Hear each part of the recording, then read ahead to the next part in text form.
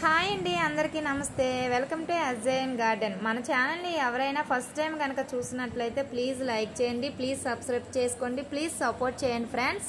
చూసారా, మనకి మందార పువ్వులు అయితే ఎంత పెద్ద సైజులో వీడాయో. మనకి మరువం కూడా బాగా చిగురైతే వచ్చిందండి. దగ్గరికి వెళ్ళి చూపిస్తాను మందార పువ్వులని. అయితే చూడండి, చాలా పెద్ద సైజులో పువ్వులు అనేవి వీడాయి. దగ్గరగా మొగ్గలు కూడా చాలా ఎక్కువగా అయితే వచ్చాయన్నమాట. ఒక్కొక్క దగ్గర 2 మొగ్గలు 3 మొగ్గలు కూడా వచ్చాయన్నమాట. చూడండి, ఈ మందార చెట్టుకైతే చాలా మొగ్గలు కూడా వచ్చాయన్నమాట. ఇదే వీడియోలో మనం ఏం చేస్తామంటే పిండి నల్లి గట్ట వచ్చేస్తూ ఉంటుంది కదా, మన మందార మొక్కలకి కనకాంబరాల మొక్కలకి పిండి నల్లి వచ్చేస్తుంది. ఆ పిండి నల్లి రావడం వల్ల మన మొక్కలు అయితే చాలా వరకు చనిపోయే అవకాశం ఉంటుంది. ఆ పిండి నల్లి పోవడానికి మనము పెస్ట్ కంట్రోల్ అనేది ఎలా చేసుకోవాలనేది ఈ వీడియోలో మనం చూద్దామండి. ఆ వీడియోలోకి వెళ్ళే ముందు ప్లీజ్ లైక్ చేయండి, లైక్ చేయడం మాత్రం మర్చిపోకండి ఫ్రెండ్స్. చూసారా, ఇది అయితే తెల్ల మందారం అండి. తెల్ల మందారం చూడండి, బ్రెంచెస్గా ఎన్ని మనకి మొగ్గలు అయితే వచ్చాయో. మనకి గార్డెన్లో పిచ్చి మొక్కలు గట్రా ఉంటాయి కదా, కలుపు మొక్కలు. ఆ మొక్కలన్నీ తీసి చిన్న పీసెస్ లాగా చేసి అవన్నీ కూడా మనము ఇలాగ కంటైనర్ మొదట్లో వేసిస్తూ ఉంటాను. ఈ మొక్కకైతే మనము చిన్న సామెత చెప్పుకోవచ్చండి. ఏంటంటే పెట్టె కొంచెం కూతగనం అనేది ఈ మొక్కకైతే చాలా బాగా సరిపోతుందండి. మొక్క అయితే స్తంభంలాగా పెద్ద సైజు అంటే పొడవుగా పెరిగిపోయింది. కానీ పక్క నుండి కొమ్మలు వచ్చేసి ఒక్కొక్క కొమ్మకి 3 మొగ్గలు 4 మొగ్గలు 5 మొగ్గలు వచ్చాయండి. ఒక్కొక్క మందార మొగ్గ కూడా పెద్ద సైజులో వచ్చింది. పువ్వు కూడా పెద్ద సైజులో వీడింది అనమాట. స్తంభంలాగా అని చెప్పాను కూడా, నా ఎంత పొడవండి పెరిగిపోయింది. దానికి పైన అనేవి ఒక 4-5 మొగ్గలు ఉన్నాయనేసి ఆ మొగ్గలతో కట్ చేయడం ఇష్టం లేక దాన్ని అలా వదిలేసాను.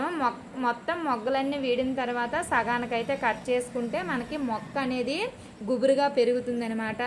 ఇలాగ మనకి మొగ్గల సైజ్ అనేది బాగా రావాలి అనేసి అంటే మనము 15 రోజులకు ఒకసారి మంచి ఫెర్టిలైజర్స్ కనుక మనం ఇచ్చామంటే మనకి మంచి రిజల్ట్ అనేది వస్తుందన్నమాట. ఈ 3 మొక్కల్ని మనం రీపోటింగ్ చేసాం కదండి, అవి 3 మొక్కలు అనమాట. ఇవి వేరే కలరు మందారం అనమాట. చూడండి ఎంత చక్కగా మళ్ళీ మనకి మొగ్గలు అనేవి స్టార్ట్ అయ్యాయో. ఇది ఎల్లో కలర్గా వచ్చేసింది కదా, దీనికి గ్రీన్ కలర్గా ఆకులన్నీ కూడా రావాలి అనేసి అంటే మనము ఎప్సమ్ సాల్ట్ అనేది వాటర్లో డైల్యూట్ చేసుకుని దాన్ని స్ప్రే చేస్తే సరిపోతుందండి. అప్పుడైతే ఆకులన్నీ కూడా గ్రీన్ కలర్ లాగా వచ్చేస్తాయి. ఇది బంతి పువ్వుల చెట్టు అండి. చూడండి ఎంత చక్కగా మనకి బంతి పువ్వులు అయితే వీడాయో. ఇంకా చిన్న మొగ్గలు ఉన్నాయండి. ఈ 3 పువ్వులు మాత్రమే మనకి వీడాయి. చూసారా ఎంత చక్కగా కనిపిస్తుందో. ఈ పక్కది సన్నజాజి పువ్వులండి. ఎక్కువ కాకపోయినా కొంచెం లేటెస్ట్గా తెచ్చిన మొక్క అన్నమాట ఇది. చూడండి ఎంత చక్కగా మనకి దేవుడికి సరిపోయిన పువ్వులన్నీ కూడా మన తోటలోనే మనం ఇప్పుడు కనకాంబరాలను అయితే హార్వెస్ట్ చేసుకుందామండి. ఇంతకుముందు మనము హార్వెస్ట్ చేసుకున్నాం కదా, హార్వెస్ట్ చేసుకున్న తర్వాత మనకి మళ్ళీ పువ్వులు అనేవి విచ్చాయండి. ఆ విచ్చిన కనకాంబరాలన్నీ కూడా ఇప్పుడైతే మనము హార్వెస్ట్ అయితే చేసేసుకుంటున్నాము. హార్వెస్ట్ చేసుకున్న తర్వాత అన్ని మొక్కలకి కూడా మనము పిండి నల్లి గట్ట పట్టకుండా మనము పెస్ట్ కంట్రోల్ అయితే ఇచ్చుకుందామండి. చూడండి కనకాంబరాలు ఎన్నైతే మనకి వీడాయో. ఇవి ఈరోజు మనకి తోటలో విచ్చిన పువ్వులు అనమాట. ఇప్పుడైతే పాలకూర కూడా హార్వెస్ట్కి వస్తుంది. పాలకూరను కూడా మనం హార్వెస్ట్ అయితే చేసేసుకుందాము. ఎక్కడ కూడా మనకి పురుగు అనేది పట్టలేదనమాట. ఎక్కువగా నేను అన్నిటికి నీమ్ ఆయిల్, తర్వాత ఏంటంటే వేపాకులతో తయారు చేసిన కషాయాన్ని ఎక్కువగా వాడతాను. అందువల్ల ఎక్కడో నాకు పురుగులు ఎక్కువగా పడతాయి తప్ప కానీ ఎక్కువగా పురుగు అయితే ఉండదండి. ఆకుకూరలకైతే అస్సలు ఉండదు. ఆకుకూరలు నేను చాలా జాగ్రత్తగా పెంచుకుంటాను. చూసారు కదా, ఈరోజు మన తోటలో పువ్వులు మరియు ఆకుకూరలు అంటే పాలకూరను అయితే హార్వెస్ట్ అయితే చేసేసుకున్నాము. చూసారా ఎంత చక్కగా ఉన్నదో ఈరోజు హార్వెస్ట్ అయితే. ఇప్పుడు మనము పిండి నల్లి పోవడానికి ఏంటి మనము స్ప్రే చేస్తే పిండి నల్లి పోతుంది అనేది ఇప్పుడు చూద్దాం. ఇవి ఫస్ట్గా మనం ఏం చేయాలంటే పిడికుడు కుంకుడుకాయలు అయితే తీసుకోవాలండి. ఈ కుంకుడుకాయలు ఏం చేయాలి అనేసి అంటే ఏదైనా ఒక రాయి సహాయంతో ఒక్కొక్క గింజని కూడా మనము ఇలాగా కొట్టుకోవాలి. కొట్టుకున్న తర్వాత అవైతే మొత్తం లోపల దానికి విత్తనం లాగా ఉంటుంది కదా, అది కూడా బద్దలు అయ్యేటట్లుగా మనము కొట్టుకోవాలి.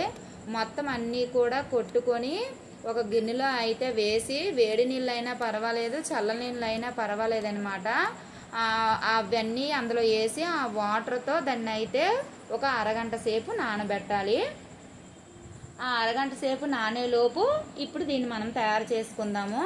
ఇది మీరు చూసారు కదా, ఇది ఏంటి అనేసి అంటే వేప నూనె అండి. ఇక్కడ నేను 8 లీటర్ల వాటర్ని అయితే తీసుకున్నాను. 8 లీటర్ల వాటర్కి 8 ml వేప నూనె అయితే వేస్తున్నాను. అంటే 1 లీటర్కి 1 ml వేప నూనెని మనము వాటర్లో అయితే డైల్యూట్ చేయాలి. ఇక్కడ మనం ఎన్ని లీటర్ల వాటర్ తీసుకుంటాము, 8 లీటర్ల వాటర్ తీసుకున్నాం కాబట్టి 8 ml వేప నూనెని అందులో అయితే డైల్యూట్ అనేది చెయ్యాలన్నమాట. ఎప్పుడు కూడా మనకి ఏ నూనె అయినా సరే వాటర్లో అనేది డైల్యూట్ అవ్వదు కాబట్టి మనము ఏదైనా షాంపూ అయినా యూజ్ చేసుకోవచ్చు. లేదు అంటే ఇలా కుంకుడుకాయల రసాన్ని పిండుకొని దాంట్లో వేసుకుంటే ఆ రసానికి ఆ వాటర్ ఏదైతే మనం ఆయిల్ అనేది వేసామో ఆ ఆయిల్ అనేది దాంట్లో అనేది కరుగుతుంది అనమాట. కరిగిన తర్వాత మనం మొక్కలకైతే స్ప్రే చేసుకోవడమేనండి.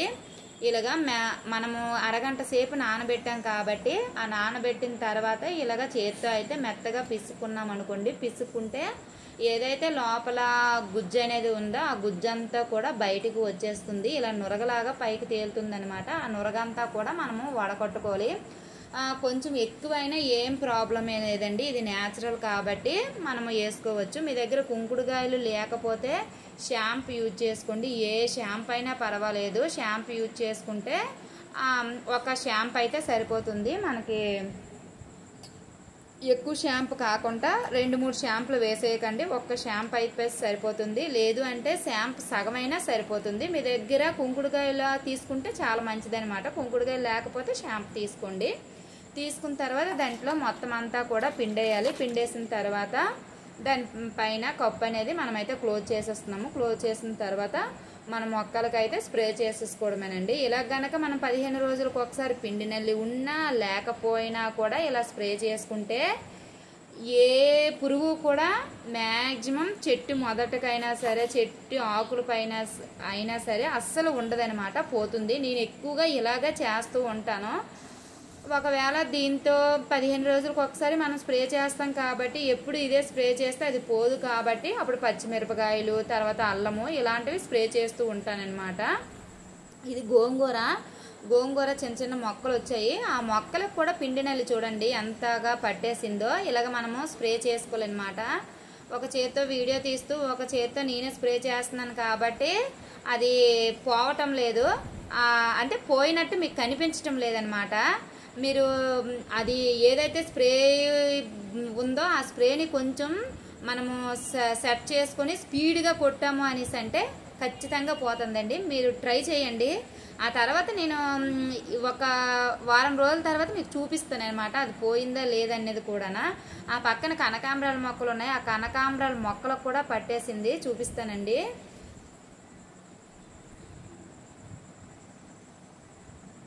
మొత్తం పిండి నల్లి ఉన్నా పర్వాలేదు లేకపోయినా పర్వాలేదు మనం స్ప్రే చేసుకోవచ్చు, ఎటువంటి ప్రాబ్లము ఉండదు, మొక్క చనిపోదు కూడా అండి. ఆ పొడవుగా కనిపిస్తుంది కదా కనకాంబరం మొక్క, ఆ కనకాంబరం మొక్కకైతే కంటికి కనిపించినట్టుగా ఆ దగ్గరికి ఉందన్నమాట పిండి నల్లి. చూసారా వైట్గా కనిపిస్తుంది కదా, అదే అనమాట. ఇప్పుడు ఇంత ఫోర్స్గా కొట్టాం కాబట్టి అది ఖచ్చితంగా వెళ్ళిపోతుంది. అలాగా ఫోర్స్గా కొట్టాలన్నమాట. ఆకులు మీదకి కొట్టాలి, ఆకుల కింద భాగం కూడా కొట్టామనుకోండి ఎక్కువగా కనకాంబరం మొక్కలకి కిందకి పట్టేస్తాయి అనమాట. కనకాంబరం మొక్కలకి అండ్ వంకాయ మొక్కలకి గట్ట ఉంటాయి కదా వాటికి కిందకి పట్టేస్తాయి అనమాట. అలాగా పట్టకుండా మనము ఇలాగా స్ప్రే చేసుకోవచ్చు.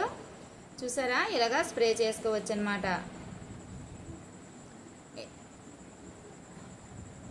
ఇవి బంతి మొక్కలు కూడా స్ప్రే చేస్తున్నాము. మొత్తం ఏ మొక్కలు మన దగ్గర ఉన్నాయో అన్ని మొక్కలకి కూడా మనము ఇలాగా స్ప్రే చేసుకోవాలి. 15 రోజులకు ఒకసారి ఇలాగా మనము ఏదో ఒకటి ఇలాగ స్ప్రే చేస్తూ ఉన్నాము అనుకోండి, మనకి పిండి నల్లి తర్వాత నల్లగా ఉండే చిన్న చిన్న దోమలు వచ్చేస్తాయి చూడండి, అవి పట్టేస్తాయి అన్నమాట. ఏదైతే మనకి కాండం భాగం ఉంటుందో ఆ కాండం భాగంకి మొత్తం అంతా పట్టేసి అస్సలు పోవన్నమాట. అలాంటప్పుడు అది రాకుండా ముందే మనము కంట్రోల్ చేసుకున్నాం అనుకోండి, మన మొక్కను మనం బ్రతికించుకోవచ్చు. చూసారా ఆ మొక్కలు ఈ మొక్కలు కాదండి, ఏ మొక్కలకైనా మనం స్ప్రే చేసుకోవచ్చు అనమాట. ఇవన్నీ కూడా గులాబీ మొక్కలు. ఎండకి చూడండి గులాబీ మొక్కలు అన్నీ కూడా ఎలా అయిపోయాయో. కొన్ని మొక్కల్ని అయితే ఒక 10-15 గులాబీ మొక్కలను అయితే నేనైతే కిందనైతే పెట్టేశాను. ఇవన్నీ కూడా టెర్రస్ పైన ఉండే గులాబీ మొక్కలు అనమాట. మొత్తం ఎండకైతే ఆకులు అన్నీ నల్లగా అయిపోయి ఇలాగ అయిపోయాయి అనమాట. అంటే ఎంత ఎండలు మనకి కాస్తనే చూడండి. అలాగా ఎంత ఎండలున్నా సరే మనం ఇచ్చే ఫెర్టిలైజర్ వల్ల ఇలా స్ప్రే చేయడం వల్ల మళ్ళీ చిగుర్లు అనేవి వస్తున్నాయి. చూసారా మనకి చిగుర్లు అనేవి మీకు ఎలా కనిపిస్తున్నాయో. చెట్టు మొదటి నుంచి కూడా పై భాగం వరకు మొత్తం చెట్టు అంతా తడిచేటట్టుగా మీరు ఇలాగా స్ప్రే చేసుకోవాలి. ఇలా స్ప్రే చేసుకుంటే మనకి ఎటువంటిది కూడా మనకి మొక్కకి దరిదాపుల్లో రాదనమాట. చాలా వరకు కంట్రోల్ చేసుకోవచ్చు. చూసారా ఇలాగనమాట. కింద గులాబీ మొక్కలు అయితే చాలా తాజాగా ఉన్నాయండి. పై మొక్కలే ఇలా అయిపోయాయన్నమాట. లాస్ట్కి ఒక మొక్క కూడా చనిపోయినట్టుంది. చూసారా నేను ఇప్పుడే చూసాను అనమాట. అది అంటే కాండం దగ్గర కొంచెం పచ్చిగా ఉంది కదా, బ్రతికేస్తుందేమో అని అనుకున్నాను. లాస్ట్కి చనిపోయింది. ఈ ఎండాకాలంలో ఏదో ఒక మొక్క పోతుంది అని అనుకున్నాను, అలాగే పోయిందనమాట. ఏ మొక్కలు పోయినా బాధపడిన అవసరం లేదు, కానీ గులాబీ మొక్కలు మాత్రం చనిపోతే చాలా బాధపడతాం కదండి. మన ఎక్కువగా ఆడవాళ్ళందరికీ కూడా గులాబీ మొక్కలు అంటే చాలా ఇష్టంగా పెంచుకుంటారు నాకు తెలిసి. ఇలాగా మొత్తం మొక్క అంతా కూడా తడిచేటట్టుగా మనము స్ప్రే అయితే చేసేసుకోవాలి.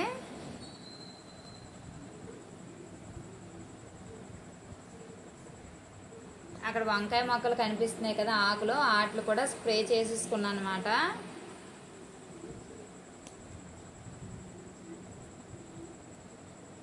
ఇదే విధంగా అన్ని మొక్కలకు కూడా మనము స్ప్రే అనేది చేసేసుకోవాలి. అందులో వాటర్ అనేది అయిపోయిందండి, అందువల్ల నేను స్ప్రే చేయడం చూపించడం లేదు. ఇవన్నీ బెండ మొక్కలు, దాని వెనకాతలోనే వంకాయ మొక్కలు అండి. అన్ని మొక్కలకి కూడా మనం ఇలాగే స్ప్రే చేసేసుకోవాలి.